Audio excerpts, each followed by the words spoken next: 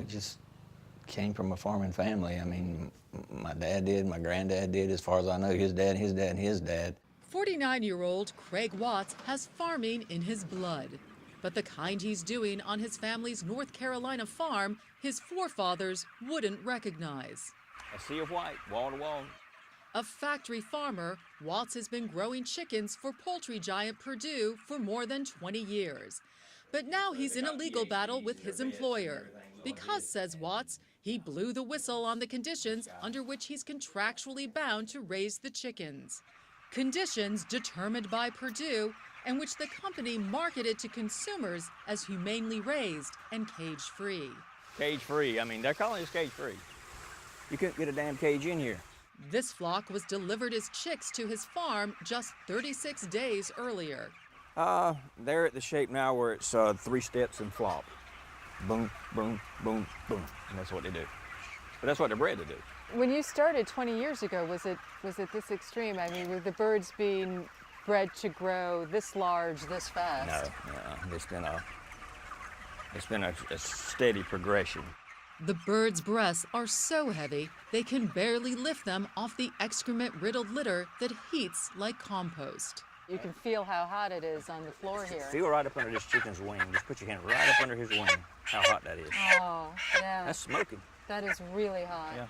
Perdue has even put sunlight off limits. Is that your choice to have no windows in here? Absolutely not. A raw deal for the chickens and, says Watts, for the contract farmers who shoulder the costs of building the chicken houses and then altering them to meet Perdue's changing guidelines. You are totally leveraged on debt to keep those houses paid for. So they got you. You know, it goes back to the old sharecropper days or the coal miner company store thing. Doing the right thing is things like treating your chickens humanely. Doing the right thing is raising them cage-free. But when Watts saw this commercial featuring Jim Perdue 4 years ago, he said he could not stay silent. The birds are in that commercial about this size. They're about this age. Well, those birds have a half an acre apiece to roam in. The litter is brand new pine shavings. The equipment is spotless. And the feed is perfect, pellets. And I'm sitting there thinking, uh-oh. And I think that's really, you know, as far as a marketing standpoint, that was like, okay, you know, this is too far.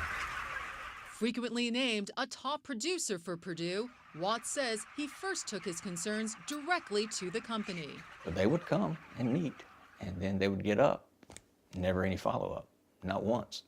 So he went public, writing op-eds, even testifying about contract poultry farming conditions on Capitol Hill.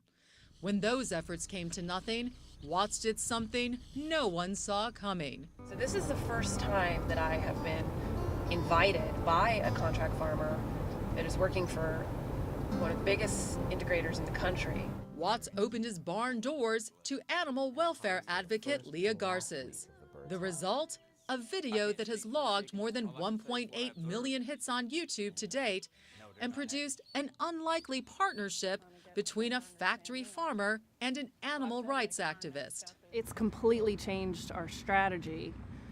Partnering with farmers who run these farms is the way forward. Opening, up the door from the inside is the way you change systems that have gone amok.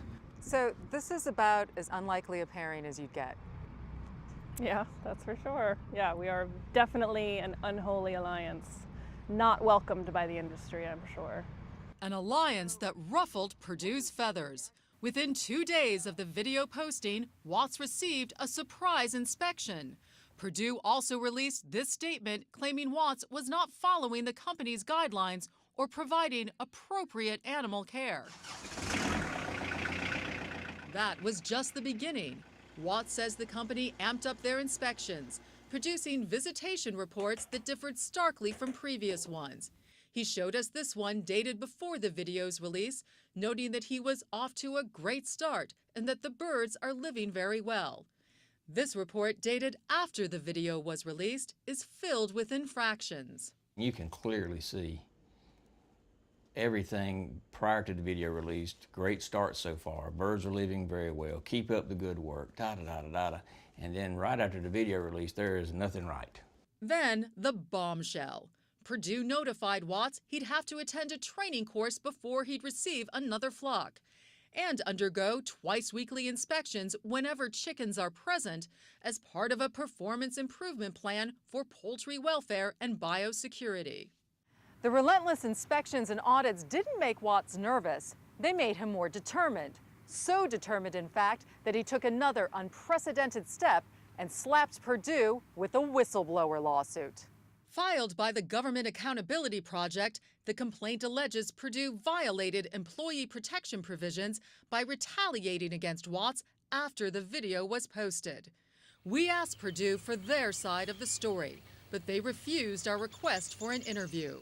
In their response to the whistleblower complaint, Perdue alleges Watts was unhappy with the money he earned and failed to euthanize sick and injured chickens to stage footage, adding that the firm reasonably required him to retrain on animal welfare and biosecurity. How many farmers are unhappy around here that would jump ship if they had in a heartbeat if there was an option?